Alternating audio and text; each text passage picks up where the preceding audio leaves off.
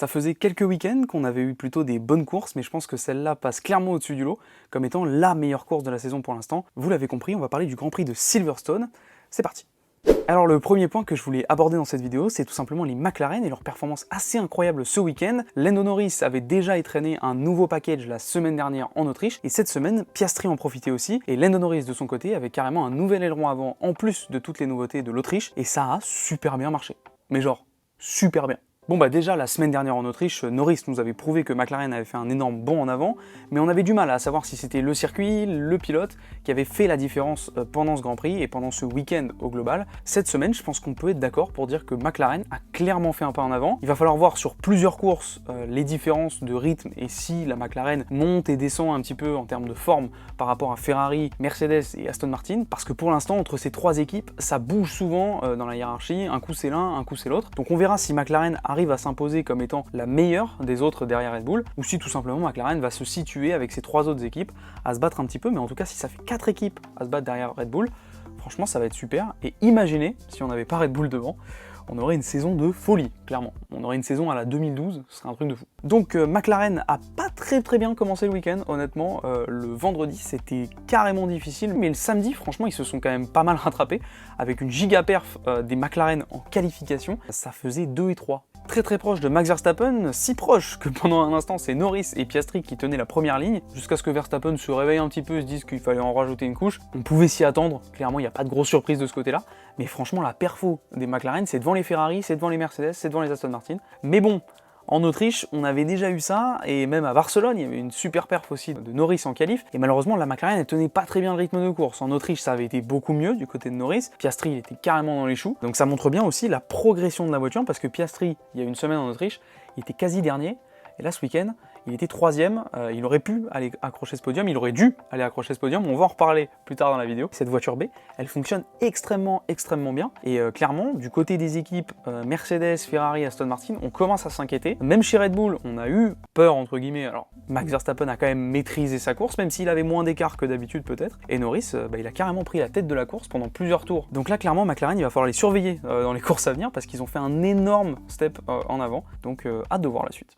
Deuxième réaction, si je parle de McLaren qui a fait un énorme pas en avant, je suis obligé de parler d'Alpine qui a vécu un week-end complètement catastrophique avec peu de performance déjà, puisque ça se battait à peine pour des points du côté de chez Alpine, mais surtout beaucoup de malchance, Alors Ocon faisait tranquillement sa course, en dehors des points certes, mais il allait quand même pouvoir jouer les points au fur et à mesure de la course, quand la voiture, tout simplement, ils ont dû abandonner puisqu'il y avait une fuite hydraulique. Clairement pas le genre de problème avec lequel tu peux continuer dans la course, hein. S'ils avaient continué, ils auraient tout explosé dans la voiture, donc il fallait s'arrêter, mais c'est vraiment dommage. Bon, pour ce qui est de Pierre Gasly, c'était pas beaucoup mieux, alors il fait sa course, un peu de mal, mais ça arrive quand même à accrocher un petit point. Par-ci par-là, il se bat pour les points justement en fin de course. Il nous offre de magnifiques dépassements, notamment sur Carlos Sainz, même si après l'Espagnol est venu le repiquer dans ce taux. Mais en tout cas, c'était vraiment des très belles actions que nous montrait Pierre Gasly dans l'Alpine. Il était à l'aise et il semblait aller pouvoir chercher au moins quelques positions, peut-être même les Ferrari, qui sait. Mais en tout cas, ça s'est accroché derrière avec Stroll. Je voulais revenir sur un incident qui a eu lieu encore entre Stroll et Pierre Gasly, mais un peu plus tôt dans la course, c'est le dépassement de Stroll en dehors des limites de piste sur Pierre Gasly, qui n'a pas été, qui a été investigué je crois, mais qui n'a pas été pénalisé. Là j'ai pas compris du tout. Alors la semaine dernière, on en a bien parlé des limites de piste, et puis tout le monde s'en est pris à sa petite pénalité.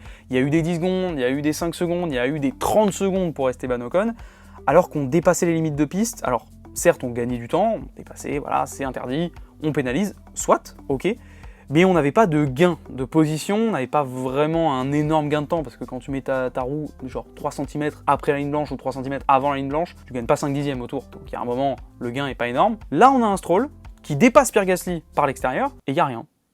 Là je comprends pas. Vraiment là je ne comprends pas. Alors pour le contexte, on est dans un virage très rapide, dans le dernier secteur, un virage qui, passé par l'extérieur, reste assez compliqué, il faut que le pilote à l'intérieur soit un petit peu gentil, on va dire, et qu'il nous laisse un peu la place. C'est ce que n'a pas fait Pierre Gasly, et c'est la défense qu'on pourrait avoir de Lance Stroll en disant Oui, mais Gasly l'a un petit peu poussé à l'extérieur. Ouais, mais en même temps, quand on attaque une voiture par l'extérieur, justement, on s'expose au fait que le pilote à l'intérieur, bah il a un peu notre destin entre les mains, j'ai envie de dire, puisque s'il ouvre la trajectoire, bah ouais, il nous pousse à l'extérieur. C'est le problème qu'on a beaucoup eu en Autriche, notamment avec Hamilton et les Red Bull au fil des années, qu'ils poussaient à l'extérieur. C'était Russell, je crois, l'année dernière. Bah c'est comme ça, quoi. Mais en tout cas, on peut se faire pousser à l'extérieur, c'est ce qui s'est passé avec Stroll, et il n'y a pas eu de pénalité, alors que le matin même, en F2, au moment du départ, il est arrivé exactement la même chose à Victor Martins, qui est passé par l'extérieur alors qu'on était au départ, on était au virage 2. On le sait, normalement les commissaires de piste sont censés être plus gentils, plus laxistes au moment du départ, parce que le départ il y en a un peu de partout et c'est un petit peu compliqué quand on est en paquet. Victor Martins donc passe à l'extérieur alors qu'il se fait tasser dans ce deuxième virage.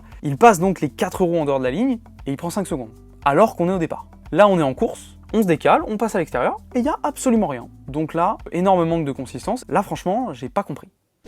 Autre réaction sur Pérez, il fallait que j'en parle, ça commence vraiment à sentir très très mauvais pour Pérez, même si Helmut Marko l'a défendu sur la grille, ce qui était d'ailleurs assez étonnant au micro-canal.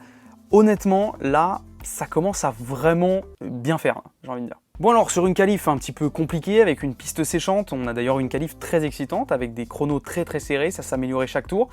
Pérez s'est fait donc piéger, sort encore une fois en Q1, c'est la 5e fois d'affilée qu'il n'atteint pas la Q3 et donc le top 10 en qualification, alors que Max Verstappen de son côté en est à sa 5e pole d'affilée. Donc là la comparaison fait très très mal, alors des fois c'est sur des erreurs, des fois c'est sur un manque de rythme. En tout cas c'est quand même une 5e fois d'affilée qu'il ne termine pas dans le top 10, avec une Red Bull c'est juste pas possible. Si c'est pas possible, on faut arrêter. Alors d'un autre côté Helmut Marko nous dit qu'il a du rythme en course et qu'il remonte contrairement à un certain Nick De Vries. La petite balle elle est perdue, elle est cadeau. Mais en tout cas là c'est pas l'impression que j'ai eue. Honnêtement on a vu des courses où Pérez est remonté facilement, en Autriche par exemple il est très bien remonté. On a vu des courses comme Barcelone où ça remontait quand même un peu plus difficilement. Et là clairement ce week-end c'était pas fou non plus. Ça finit 6ème si mes souvenirs sont bons. Bon, il a eu du mal à doubler, je crois qu'il reste bloqué derrière une Haas pendant genre 5 tours. Norris s'inquiétait de la remontée de Pérez. Il a pas eu à s'en inquiéter longtemps hein, parce que clairement au final Pérez il s'approche même pas à quelques... Voilà, même pas il l'avait en vue le podium. Gros warning pour Pérez donc, ça fait plusieurs courses qu'on le dit, mais là va sacrément falloir se réveiller parce que aller dire en interview après la course aujourd'hui que tu peux te remettre dans le match et aller te fight pour un championnat du monde, frérot, ça fait 5 courses que tu ne finis pas dans le top 10 en qualif. Ça fait 5 courses que t'es nulle part. Ça fait 5 courses que Verstappen, il tape des 25 points tous les week-ends. Il faudrait peut-être se réveiller un jour et se dire que non, le championnat c'est mort. Déjà, le nombre de points d'écart, il faudrait qu'il gagne 5 courses d'affilée et que Verstappen il finisse nulle part pour remonter. Et ensuite, juste, je vois pas comment même il pourrait ne serait-ce que remonter avec un Verstappen deuxième. Donc honnêtement, la Pérez, il va falloir se réveiller et au moins juste finir deuxième. On te demande pas d'aller te battre pour le championnat, c'est mort. Alors pour finir, je voulais parler des grands perdants de cette course parce qu'il y en a eu. Et c'est tout simplement tous les pilotes qui se sont arrêtés avant la safety car.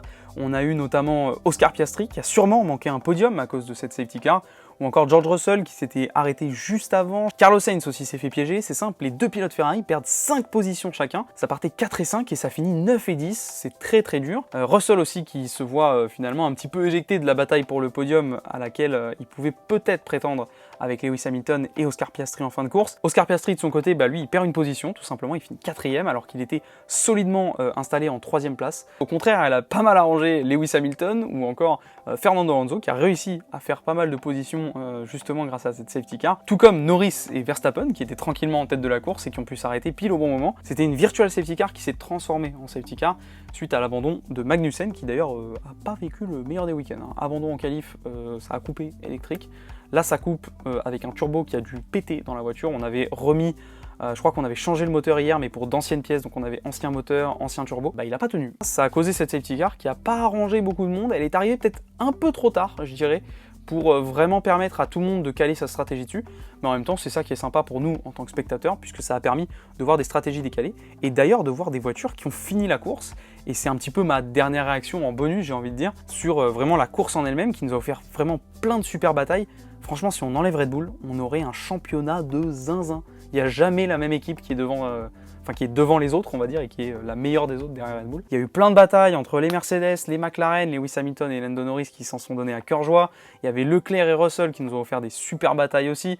Pérez qui s'est battu avec pas mal de monde. Gasly qui faisait des moves de fou avant de devoir abandonner. Donc franchement, il y avait des batailles à tous les étages. C'était vraiment génial. Et tout simplement, la fin de course aussi, de finir avec des pneus. Il y en avait certains qui étaient en soft, mais ils étaient rodés. D'autres qui étaient en dur, d'autres qui étaient en médium. C'était franchement très très intéressant. Les softs au final ont tenu, puisque la safety car s'est un petit peu éternisé, je dirais. Mais franchement, c'était vraiment super sympa de voir ça, et il y avait tout simplement de la bataille à tous les niveaux, c'était vraiment génial. Je finis comme chaque semaine de F2 par un petit bonus sur nos Français. Très belle performance du côté de chez Art Grand Prix, ça finit premier et troisième pendant la course longue pour Victor Martins, qui signe sa première victoire, et Théo Pourchaire, qui remonte très fort au championnat avec l'abandon de Frédéric Vesti, son principal concurrent au championnat. Donc c'est franchement une super perf. Théo il remonte de très loin, Victor a géré une course vraiment d'une main de maître avec le meilleur rythme. Il partait en pôle, il a géré sa course, il a pris les 5 secondes de pénalité. Il y a eu une safety car en plus, donc ça a regroupé tout le paquet. Il a fallu aller chercher 5 secondes dans les 10 derniers tours. Et il est allé en chercher à peu près 6, un peu plus de 6 je crois. Donc franchement, une super perf de Victor Martins, ça faisait plaisir à voir. Dommage pour Isaac Adjar qui s'est fait piéger au moment de la safety car justement pendant les arrêts. Ça a été un petit peu compliqué pour lui, l'arrêt s'est encore éternisé chez Hightech. Et aussi pour Clément Novalak qui manquait un peu de rythme par rapport au week-end dernier, qui avait été en plus disqualifié pour ne pas avoir assez d'essence, je crois, c'était ça hein, dans la voiture à la fin de la course. C'est vraiment dommage pour lui parce qu'il avait vraiment fait une belle perf. Là ce week-end c'était un petit peu plus difficile, en même temps c'est un peu compliqué avec son équipe et sa voiture. Voilà pour le Grand Prix de cette semaine, on va s'accorder une petite pause d'une semaine avant de réattaquer pour la fin du mois de juillet avec 2 Grands Prix d'affilée, le Grand Prix de Hongrie et de Spa. D'ici là, si vous avez aimé la vidéo, abonnez-vous, likez-la, suivez-moi sur Instagram, TikTok et en shorts pour plus de contenu. Et nous on se retrouve dans 2 semaines donc pour le Grand Prix de Hongrie. Ciao ciao.